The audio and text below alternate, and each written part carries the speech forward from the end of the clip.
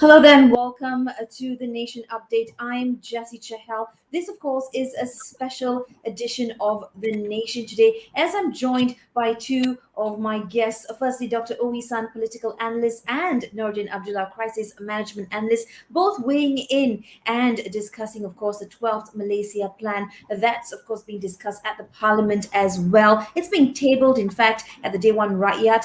It's anchored around three main themes, namely resetting the economy, strengthening security, well-being, and inclusivity, as well as advancing sustainability. Hi, Doctor. Hi, Nordin. Welcome. It's good to speak to you again. We do this generally when it's, a heat time or a time where there's lots of things that needs to be discussed. And so first in, let me get your perspective and view on the 12th Malaysia Plan. Perhaps, Doctor, you'd like to begin first by sharing some of your thoughts around the 12th MP. Well, despite my constant criticism of this government, I actually like this plan quite a lot, especially among its three pillars, right? There's growth, and then I think there's equitable distribution, and then there is a sustainable development. I especially like the last two pillars, namely equitable distribution as well as sustainable development. I think it is high time that this country, as we are about to hopefully transition from the middle income to a high income country, that we don't get, in a sense, fixated on having high growth rate and so on, like having 8 or 9% of growth rate, which is number one, unsustainable, and number two, unrealistic, right? So okay, unrealistic. So do you agree on that point in terms of the 12th Malaysia Plan and some of the themes that it is surrounding, Nordin? Well, one of the things I like is the issue around security. You can't have a growing nation without security. And one of the things that COVID-19 pointed out is border control is going to be very important.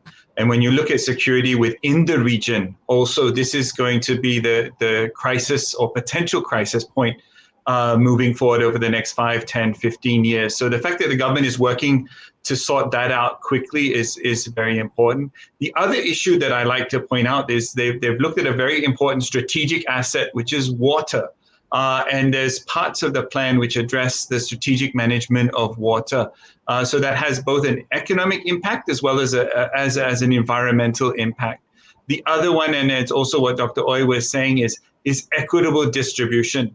The crisis of economic growth is something that you have to deal with if it's not equitable. So when you look at that highest income earners and the lowest income earner, that Gini coefficient, if there's a massive gap there, you haven't delivered for all people within the nation. And that's where we're going with this whole theme around Keluarga Malaysia. I think it's a very important step.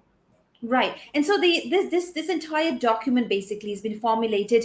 It's based on a bottom-up approach, right? So where voices of all stakeholders involved, all Malaysians really have been given due consideration. Now, what we know of the 12th Malaysia Plan is that it will involve ministries, agencies, state governments, MPs, the private sector, academia, civil society, different organizations, in fact, international organizations, as well as the general public. Let's go back to a little bit of what we know so far in terms of having a focused insight. We know that there will be reforms as well that needs to be addressed, developing future talent, accelerating technology, adoption and innovation, also transport infrastructure as well as public service. What are your views around this before we literally go in and sort of tick all the boxes here? How are you viewing some of this in terms of a national progression or a national improvement, Dr. O? Well, these are, of course, really the propulsion engines, right? Innovation, creativity, more adequate education and so on, for us to transition into a high-income economy, which the Prime Minister says should be in by around 2025, which is about 3 years from now, right? That's a big deal. That essentially says we are a developed country, right? We couldn't quite make it to 2020 because of COVID, and we are making it like 5 years later. But in the process, of course, then we have to make sure all Malaysians would make it. Huh? It doesn't quite work if me or Nordin and you, only the three of us make it. We have to make sure all our Malaysians, especially my fellow Sabahans and Sarawakians, would also make it. And indeed, I think in this Malaysia plan, there's a lot of emphasis. I'm very happy to see on East Malaysia's developmental needs. And of course, also the focus on green technologies and so on as more sustainable means to maintain our economic growth. I think that is also another bright spot. Yeah. That's right. Nordin? I can agree. I can agree with you there, Dr. O. For me, of course, I'm a big fan of Sabah and Sarawak. That is where you will see higher economic growth, and that's where you see removing poverty and hardcore poverty out of those two areas, as well as, of course, still here in Semenanjung. But one of the things that we look at this plan, and we look at it as an economic plan, we see a focus on the future. And what does the future hold, and what kind of industries will that be? We're talking about critical minerals, we're talking about advanced materials, and that will be the growth engine for the green economy. So Malaysia, if they're going to move into that sector, they need to have the human resources that are able to deal with it, and the industry ecosystem around those key sectors that will drive high income, regardless of the income targets or the overall economic growth. Investors will come into that sector because that's what future industry is looking for. How do you view the 12th MP? Would you call it one with foresight, or would you call it futuristic? What is perhaps the one word you could use to describe the 12th MP quite aptly, Nordin? I wouldn't put it as one word. You know, it's rather unfair to choose one word in the English language. But I think what we're talking about here is we know where we are, we know where we need to go. We need to bring this group of people into the current economic reality of what the future will hold. So the fact that this plan looks at filling gaps, I think that's important, and critical gaps to growth, that's important, and critical gaps to social development, that is also important. Mm-hmm. Well, a few choice words here. In fact, we know that the 12th Malaysia Plan is a 5-year development plan. It has an objective: a prosperous, inclusive, sustainable Malaysia. These perhaps are some of the key focus words here. We also know that it will encompass in its first half the Shared Prosperity Vision 2030. So let's begin with the Malaysian family sort of theme being put forward, as well as that contributes to the restructuring of the economy, because it is and will serve as the foundation of improving the well-being of the rakyat. Obviously, that being the baseline as well. What do you see sort of the first few phases being rolled out from this point onwards, Dr. O? Well, of course, I think the Keluarga Malaysia or Malaysian family slogan has more to do with, as you say, inclusivity, right? To make sure everybody would catch up. And just like a few weeks ago, I've been commenting on China's also similar effort of so-called common prosperity, right? Make sure China's wealth is enjoyed by all Chinese, right? So similarly, if we are a Malaysian family, we have to make sure this wealth are indeed enjoyed by all Malaysians. I think that it's indeed a very important point, at least for the next 1 or 2 years as we try to recover from the pandemic, because the pandemic has indeed wreaked a lot of havoc on us. A lot of lower income brackets earners, they lost their jobs. There are people who even dropped from middle class to, well, shall we say, not so middle class. So how can we help them get back on their feet? I think it's a main focus. So as you asked just now, what would be the one single word to describe it? I would again say it is a very realistic plan. It does not have all these highfalutin, advanced developments and so on. Indeed, it is basically emphasizing on getting back on our feet. Yeah. Right, just would like to remind our viewers that there will be a press conference at 3 to explain more on the 12th Malaysia Plan. This will be coming up in just a short while, but before 3 p.m., my colleague Daniel Rahman will be joining in a conversation with two of his guests. You'll want to stick around for that as well. But gentlemen, back to what we've been discussing right here, of course, the 12th Malaysia Plan. We know that also it is overall, aimed at growing sectors and also strategic industries. The words that also come to mind at this point of time is to restart and rejuvenate. How do we do that at this juncture when we're sort of also battling a pandemic? Any thoughts around that, Nordin? Well, one of the things that we've got to look at is what will the future hold? Are we planning investment promotions that are on old technologies, on old industries, on sunset industries? If we are doing that, we're not going to be successful. We need to be looking at future technology. We need to be looking at innovation. What R&D can take place here in Malaysia that will grow the economy? And that's why I talked earlier about critical minerals and advanced materials. These are the key components of green technologies. These green technologies will grow the energy sector, will grow the automotive sector, and that's what's going to grow the overall economy and make Malaysia an investment destination of choice, especially with what we're competing with in Southeast Asia, with the likes of Singapore, with the likes of Thailand and Indonesia, who have started to really grow and look to grow post COVID-19 pandemic. Right. So, as of course, one of the main objectives or perhaps hopes again with the 12th Malaysia Plan is that we stay ahead of the curve and that we are able to plan, a response rather than, that is by design and not by default, right? God forbid, any other sort of crisis stems up in the future as well. But let's talk a little bit about financial positioning now. There has been some sort of forecast that this position is supposed to improve by the year 2023, once, of course, the economy sort of stabilizes. Also take into account that the economy has been hit for about 24 months or just short of 2 years. What are some of your thoughts around that, gentleman, Dr. O? Well, I think Malaysia's, if you're talking about our financial situation, it is still quite tenable. Huh? We don't owe a lot of foreign debts and so on as compared to many other developing countries, even though we went through, as you say, 24 months of this pandemic. So indeed, it is a question of how to make the best use of our financial positions. Nordin mentioned some green industries focus on specific materials and so on. I would like to add on, for example, we need to switch our industry from a labor intensive to a more automated one. Automation would need to be the keyword for a lot of our industries.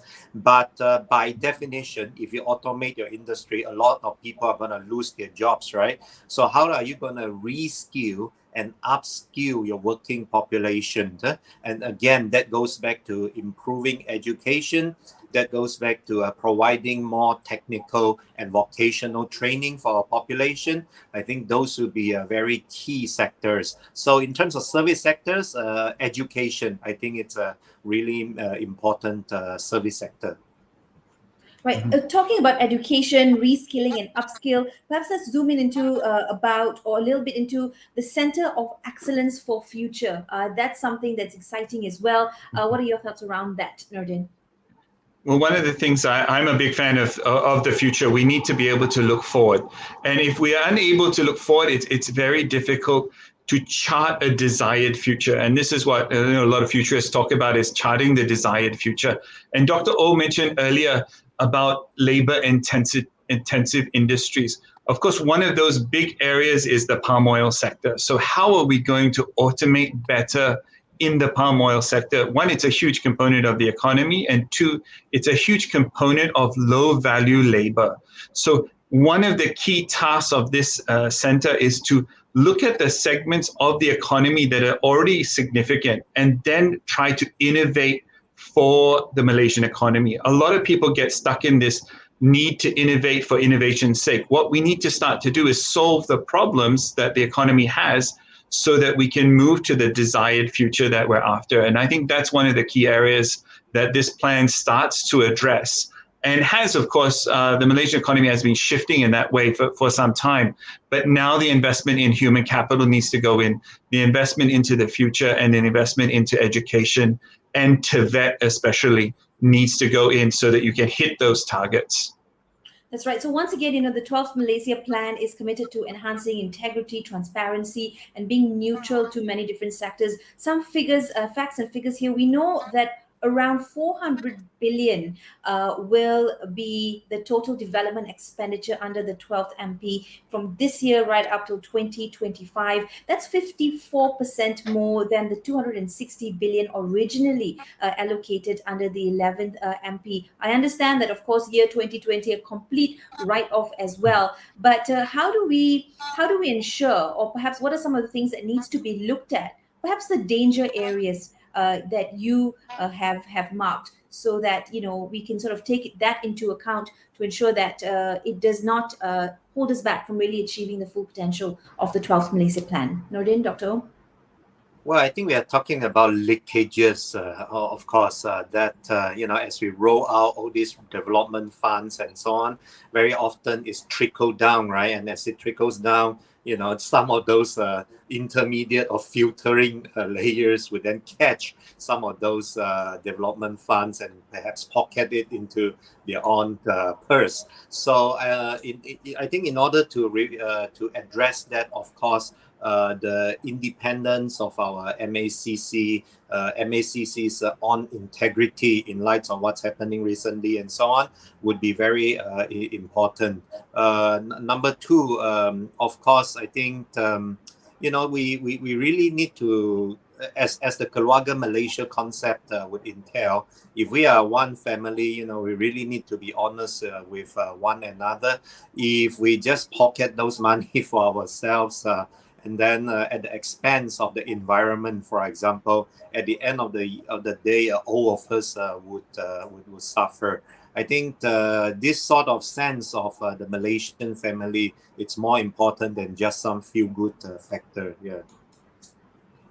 That's right. Just like to remind our viewers once again that at 3 p.m., Chahal will be holding a press conference to explain more about the 12th Malaysia Plan that we've broken down for clarity as well. So do keep that locked on at 3 p.m. right here on Bernama TV. But also just before that, my colleague Daniel Rahman will be joining in this conversation about the 12th Malaysia Plan with his panel of guests as well, weighing in into the different aspects and elements. Now we talk a little bit about sustainability and environment, of course. One sort of area that we or perhaps pinpoint is that of the SDGs, or the Sustainable Development Goals of the 2030 Agenda for Sustainable Development. But I want to come back to some of the sectors and industries and how this will align with that as well. Some of the areas that the 12th Malaysia Plan has touched on is, of course, aerospace, E&E.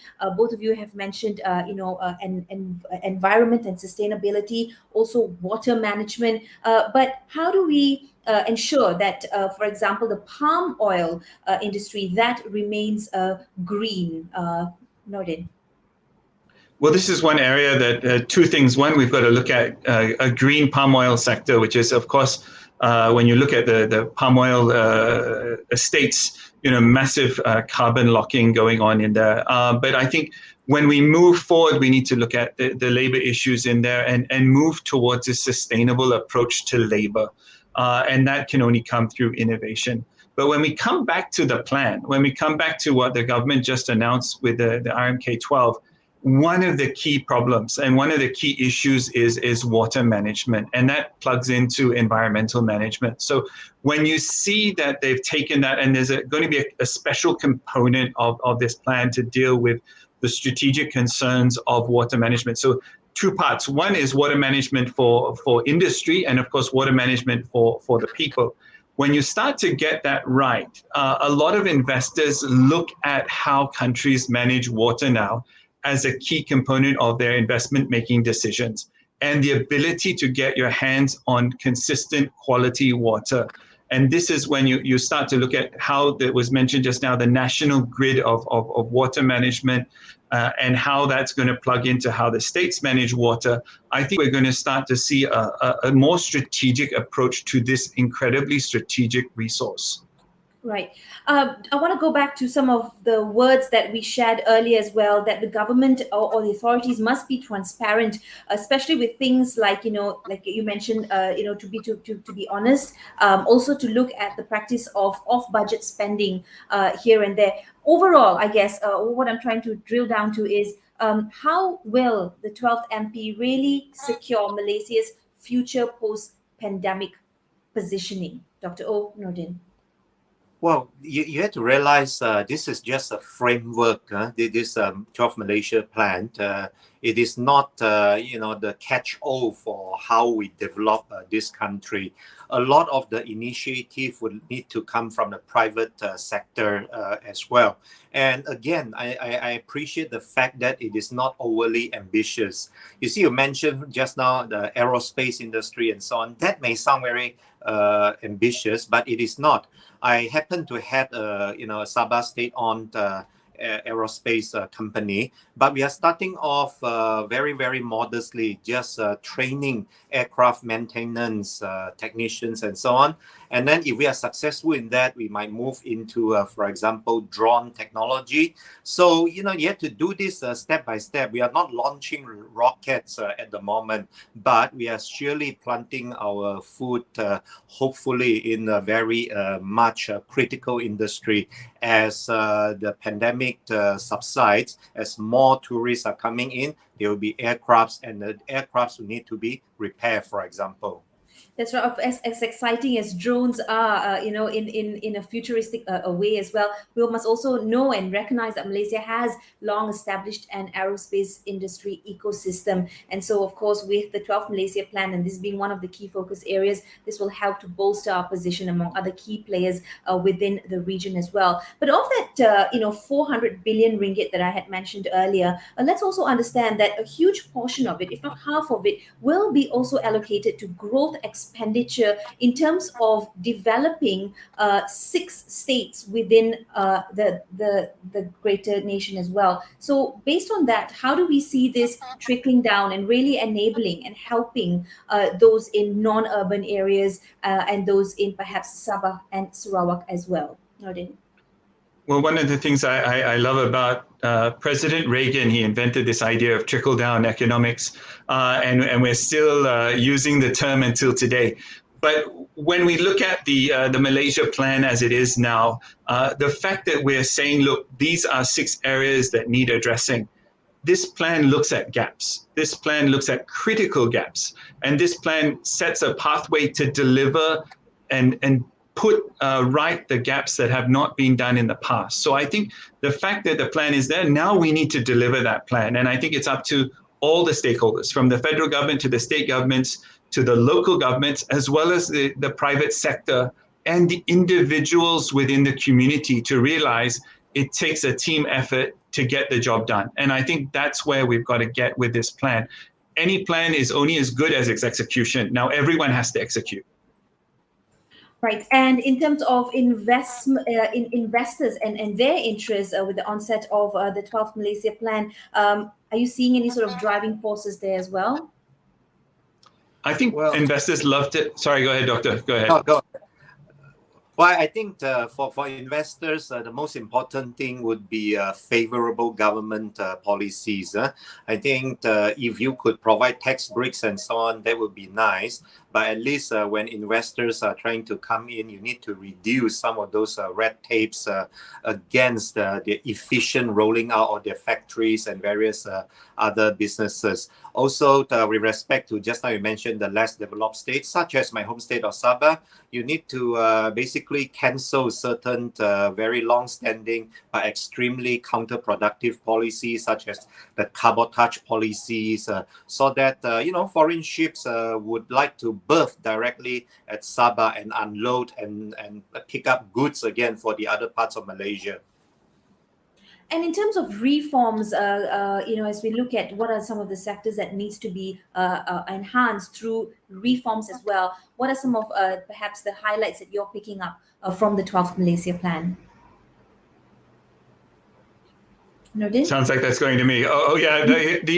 I mean, one of the things that I'm enjoying when I look at this plan is the attention to detail when it comes to the environment. And this is one thing that we look back. Even the plan mentions the Paris Agreement commitments from 2015 under Datuk Seri Najib Tun Razak, which was a very ambitious approach then and still is today. So the fact that that is going to take place with a push to the green economy, hopefully that drives the investment that we need. At the same time, when it comes to changing in policy, and this is one thing that a lot of foreign investors get sometimes nervous with, that with policy change without stakeholder engagement is dangerous. So what the government needs to do and what the ministries need to do is to continue to engage with all stakeholders as they roll out policy changes. So rapid policy changes is sometimes dangerous for foreign investors. Positive policy change is always welcome, though. Right. A quick reminder to our viewers once again, the Minister in the Prime Minister's Department of Economy, Mustafa Muhammad, better known as Tok Pa to Malaysians, well, he will be holding a press conference at 3 p.m. Later today to explain a little bit more on the 12th Malaysia Plan. So please do keep it locked on to Bernama TV. But also, just after that, Daniel Rahman, my colleague, will be on air with his panelists as well to discuss a little bit more, as I guess, as an extension of our discussion here on the 12th Malaysia Plan as well. Gentlemen, back to you without much time left on the clock as well. What are some of your parting thoughts? And if you could summarize this, how would you, perceive or look at the 12th Malaysia Plan? Nordin, I'll start with you. Thank you. For me, I look at it as a key plan for filling in gaps that need to be addressed. It's a plan that starts to look at resilience as a key component and starts to look at some of the key crises that we had before and ensuring that we don't have them again. So, Dr. O? Yeah, I agree, especially with respect to Sabah and Sarawak, improving the infrastructure. And I saw a lot of paragraphs on that. And then hopefully the technology could, the so-called green technology could start afresh in Sabah and Sarawak because, we did not have a lot of technology beforehand. And of course, improving especially technical and vocational education. I think those will be the key points that should be emphasized in this plan.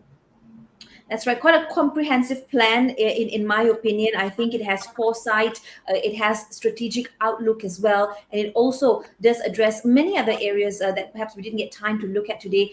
Inflation, the National Agro-Food 2030, also looking at the framework on gender empowerment, civil and Sharia laws to be strengthened to address women-related issues as well. So investments, in terms of investments in global services, which is another topic we've all three of us have spoken about as well, that's about to reach 89 billion ringgit in the year 2025. So I guess I would call it not the great expectation, but the great outlook. And here's hoping that, all these loose ends perhaps will tie as we gain strength, to rejuvenate and restart the economy as well. Thank you very much, gentlemen, for joining me and weighing in. I look forward to speaking to you both again. Just joining us in a short time will be Daniel Rahman with our panelists on the program today. He will be speaking to Puan Hazami Habib, CEO of Academy of Sciences Malaysia, as well as to Professor Dr. Denison Jayasuriya, sociologist, on the 12th Malaysia Plan. Hi, Daniel. How's it going? All set? I'm good, Jessy. How's it going on your side? Well done. I mean, I just came out of my discussion with my panelists, Dr. O and Nordin, and I think, one of the things perhaps that we all agreed upon is that it really does, it's a plan that Dr. O said that is realistic and it's sustainable as well. So there's a lot of weight and a lot of clout around the 12th Malaysia Plan. And now basically we're going to see how it's going to hit the ground running and how quick we see some of those short-term versus long-term goals that hopefully can be achieved well as well. But that's it from me, Daniel. Handing over the baton to you. Take care and have a great one. You too, Jessy. Take care. Ladies and gentlemen, good afternoon and welcome and to the second part of our interview on the 12th Malaysia Plan today. So as we know, the 12th Malaysia Plan was announced this morning by Yang Amat Berhormat Prime Minister, and it's centered around prosperous, inclusive and sustainable Malaysia in line with the themes of Keluarga Malaysia as well as the Shared Prosperity Vision 2030. Now, I'd like to introduce my two guest panel members with me today. First of whom will be Professor Dr. Denison Jayasuriya, who is a well-known sociologist, as well as Puan Hazami Habib, who is the CEO of the Academy of Sciences Malaysia. I think they'll be popping up shortly on the screen. Hello, Dr. Denison. Hi. And Hazami, how are both of you doing? Yeah, Fine. All right, fantastic. So as we both know, there are three key themes to the 12th Malaysia Plan, which is resetting the economy, strengthening security, well-being and inclusivity, as well as advancing sustainability. Now, the two earlier panels had covered quite a broad range of topics, right, from agro, palm oil industry, and the economy. What I would like to cover with both of you here, since we have a well-known sociologist and the CEO of the Academy of Sciences Malaysia, will be to look at the human aspect of the 12th Malaysia Plan. And just to kind of preface it before we get into our questions, the 11th Malaysia Plan 2016-2020 had a few achievements in it. One of which is, 32% of the Malaysian labor force possesses tertiary education. There's now 92.4% involvement in secondary level schooling. Poverty incidences have reduced, whereas household incomes have increased. I'm just kind of going very broad here. So in the 12th Malaysia Plan, there are four catalyst policy enablers, one of which is the developing of future talent, the accelerating of technology adoption and innovation, enhancing connectivity and transport infrastructure, and strengthening the public sector. Now, first question, what are your broad thoughts on the 12th Malaysia Plan, and which are the areas that have captured your excitement within your respective fields? Perhaps you can start with Professor Dr. Denison. Okay, thank you. Thank you for this opportunity. Of course, this is a quick reflection I listened to the speech as well as I managed to secure a copy of the document. And as a result, I've been skimming through. I think, as others have already said, the theme of prosperous, inclusive, and sustainable is quite comprehensive for development planning and teams. I would say it is closer to the 11th Malaysia Plan as opposed to the midterm review of the 11th Malaysia Plan. I think the midterm review had some specific areas that are not repeated in the 12th Malaysia Plan, especially they focused there on 6 pillars, and they started with governance as the foundation.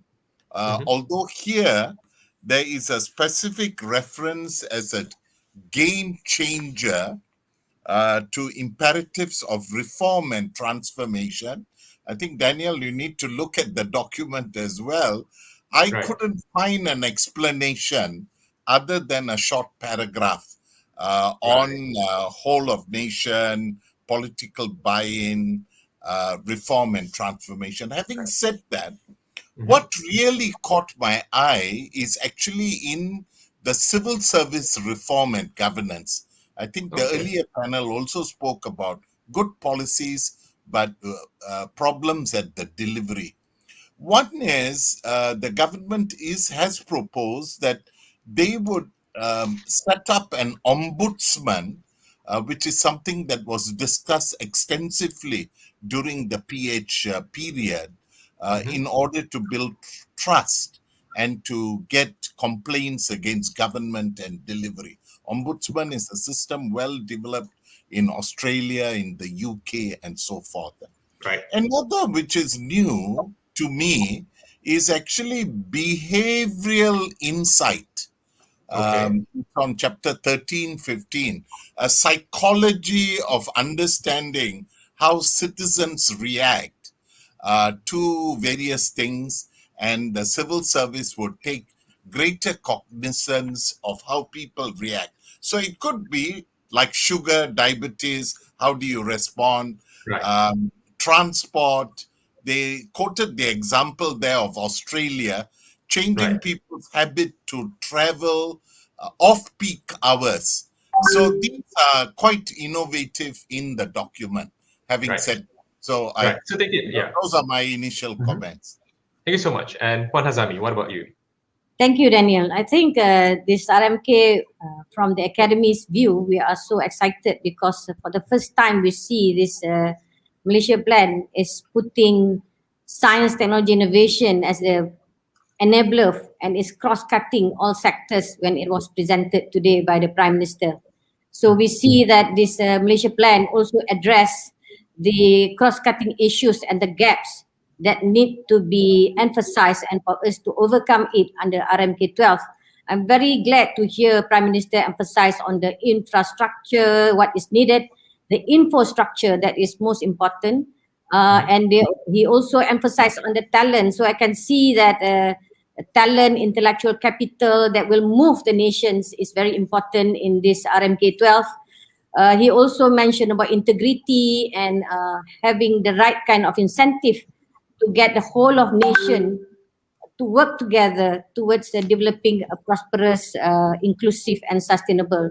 I can see most of the things that he presented this morning. He also gives some solutions and strategies, some sort like a collaborative research among industry and academia to be strengthened. So these are among good strategy that I see balance and also strengthening on the importance of having a sustainable practices in everything that we do, be it in agriculture, so on and so forth. Yes.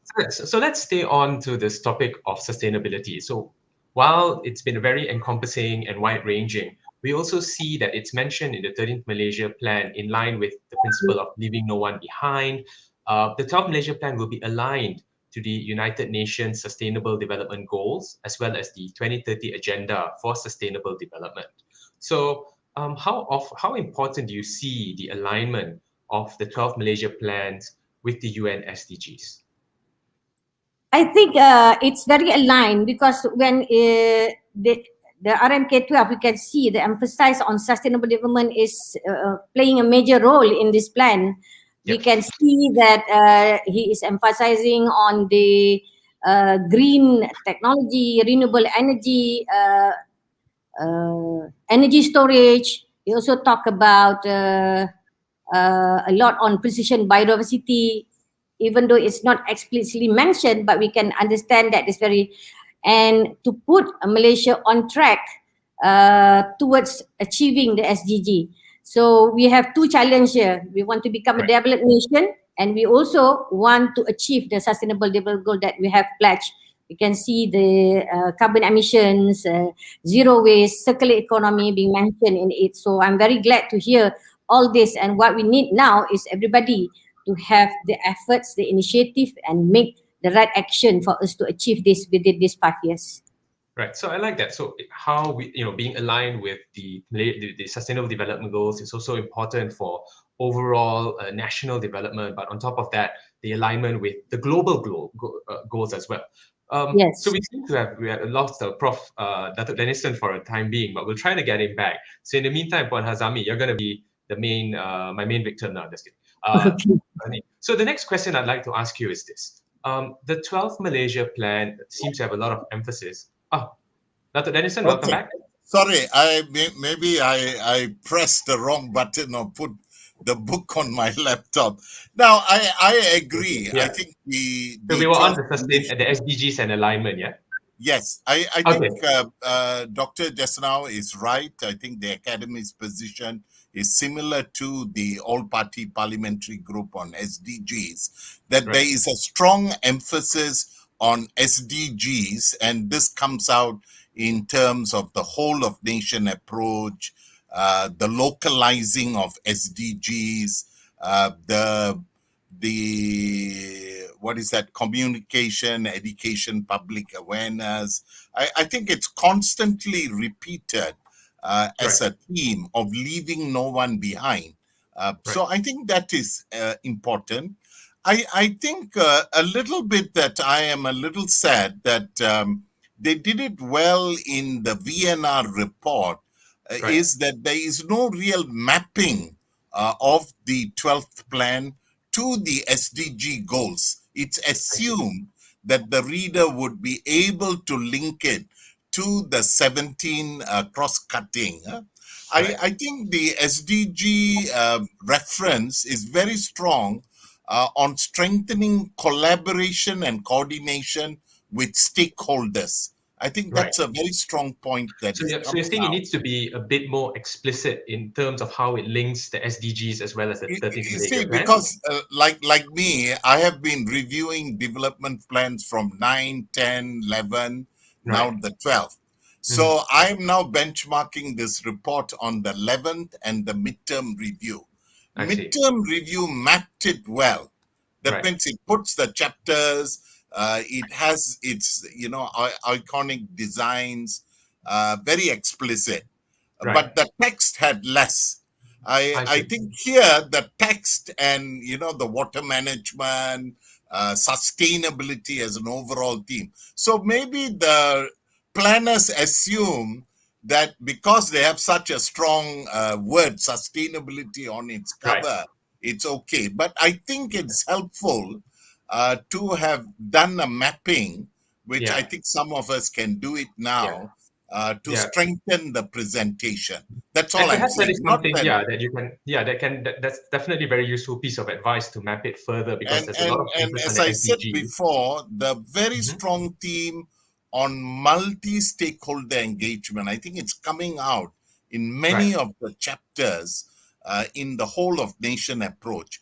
But I think it needs a bit more on the mechanisms, because in Agreed. poverty there is one, national unity there's another emphasis, then Right. this water management area has a lot Yeah. on So if people Yeah, if engagement. I can then just sort of follow up on that, one of the big headlines is that the government wants to eliminate hardcore poverty by 2025 by Yes, focusing on the new about almost 3 million B40 households, right? But we all know also because of COVID-19, we've got about 600,000 M40 households slipping into the B40 group. I'd like both your thoughts and Puan Hazami's as well is during COVID, we saw a lot of direct cash handouts, moratoriums, early EPF withdrawals, which arguably has also affected the safety net. Now, what are your thoughts on the government's goal, as you mentioned, Atul, also, on what can be done to achieve these poverty eradication goals, which doesn't just rely on government handouts? you want me to go, or doctor you want to? I can. Okay. If you are, I can. I think one way that we can eradicate poverty, all initiative and program that government want to do and society want to do, we need to have this so-called 6 steps that we need to make sure that it's impactful, to ensure that we address the problem. One is we have to be more focused. If we want to eradicate poverty, what are the program and focus that we want to do? Second, we need to prioritize. If we want to eradicate poverty, what area that we can venture into for them to bring them to the next level and not poverty at all. Third is we need a systemized approach. We need to address the ecosystem, the systemic ecosystem, and make sure how to have the right ecosystem to bring up B40. Fourth is we need to collaborate. Industry, government, civil society, academia have to collaborate and work together. What are the program initiatives that we can help B40 and M40? Next is inclusive. Every program that we want to do, we have to make sure it is targeted to the group that we want to target. If it's not inclusive and we just do randomly, and the impact will not be there. And fifth, we have to make sure everything that we do is future proof, that we really can bring the B40 to the next level, be it in their economic activities, be it in their education, so on and so forth. So with these 6 steps, Academy have been pushing this also to EPU, and it's adopted under RMK 12, the 1010 My STIE framework. We have these 6 blueprints that we want to push to every initiative, programs, research that the government want to do in order to push us to the next level. So I hope that can give some answer to the B40s and M40s. And that just to add on before you answer the question, so we've got about 10 minutes. Time's really not on our side. But there was a question on Facebook which also sort of adds on to this, which says, how does the 12 Malaysia Plan also benefit rural Indians who are living a not as advantageous lifestyle? Many Tamil schools do not have power supply, and they don't have educational improvement opportunities, and including things like plantation workers' conditions. So I think all of this goes back to that eradication of hardcore poverty question that I asked earlier. So perhaps you have any thoughts on this?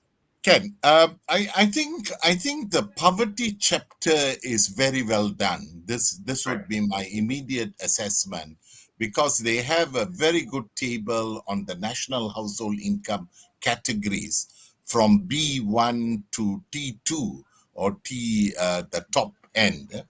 And the defining of the poverty line income, the multi-dimensional poverty issues have come up. I think the document highlights more than before many of the issues and challenges faced by poor communities, including impact of COVID, but a lot on urban poor as well in its analysis and root issues. In that, the push is actually into more long-term addressing poverty measures rather than cash handouts, because it's quality of life, it is enhancing delivery, education, nutrition, and so forth. What are some of the ways to get there? Daniel, there is something new that never came out before. A lot of us lobbied for it, and it's on page 5-22, a special unit at the Central Agency to Coordinate Poverty. Dato' Mustafa introduced the Poverty Circle discussion, but because rural ministry, every ministry has poverty eradication examples. The Indian issue is referred to in one major section, but it's only a small paragraph that doesn't take it.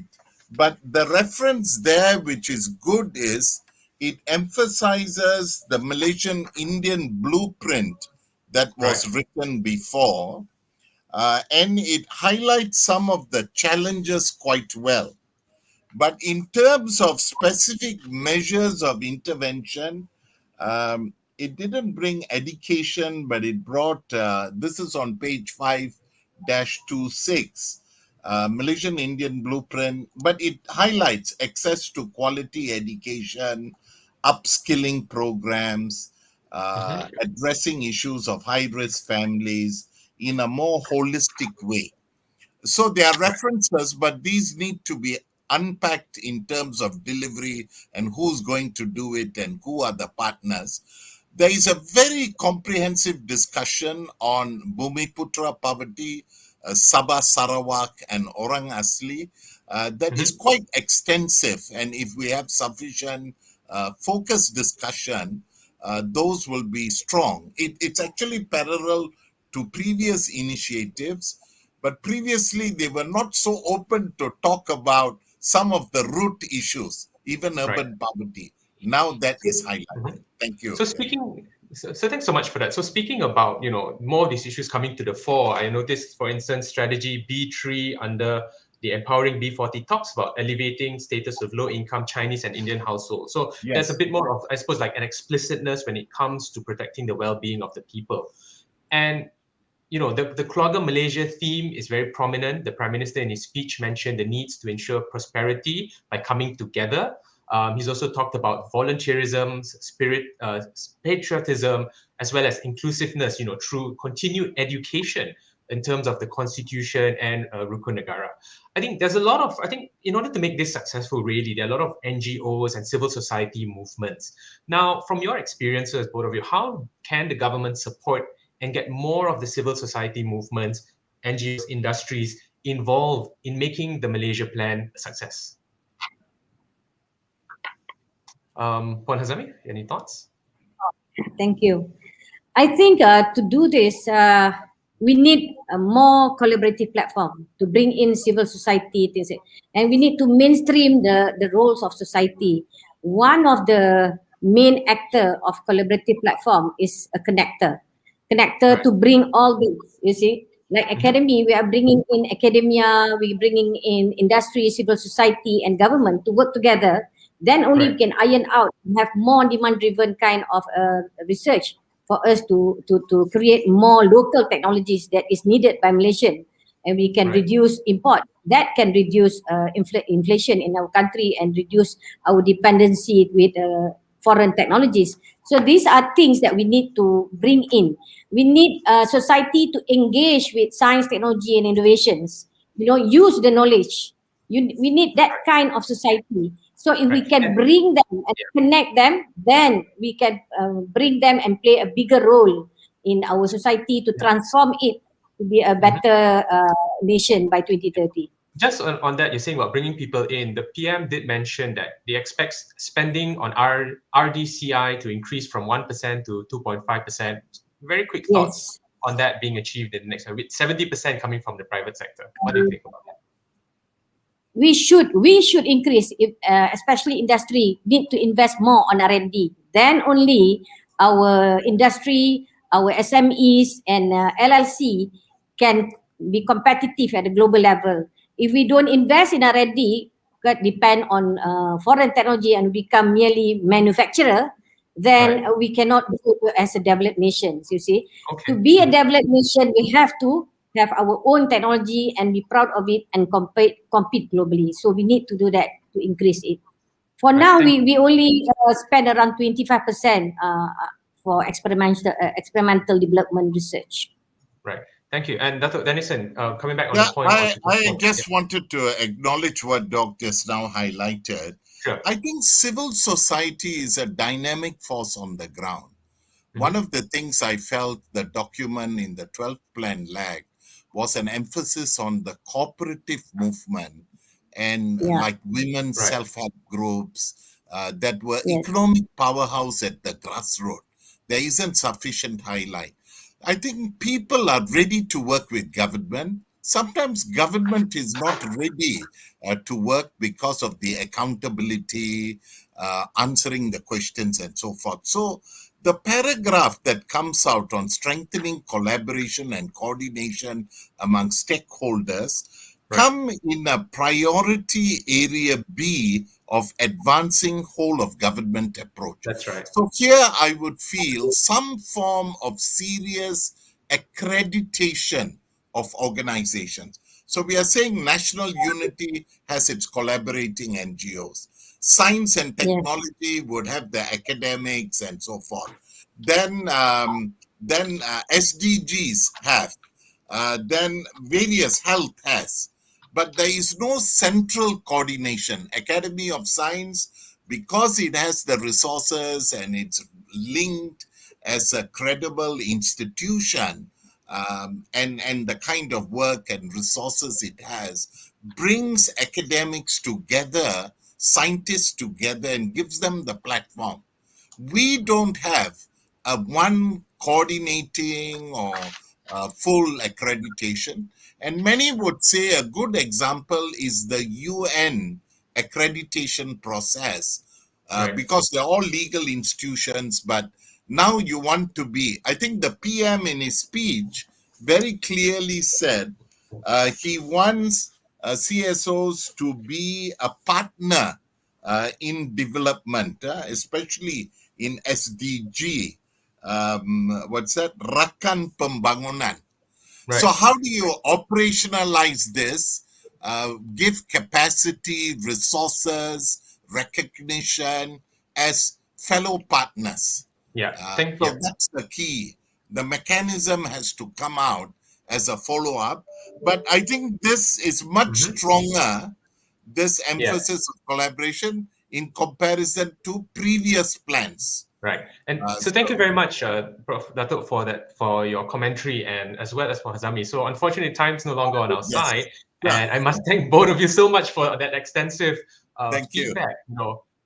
We went from talking about the alignment with the SDGs, achieving the Malaysia Plan through the empowerment of the research and development sector, the need to care for the well-being of the people in Semenanjung, in Sabah and Sarawak. We also discussed various areas, including the need to enhance collaboration with civil society organizations. Dr. Dennison also pointed out the need for the civil servants to play a greater role in order to make this become a reality and to achieve the goals.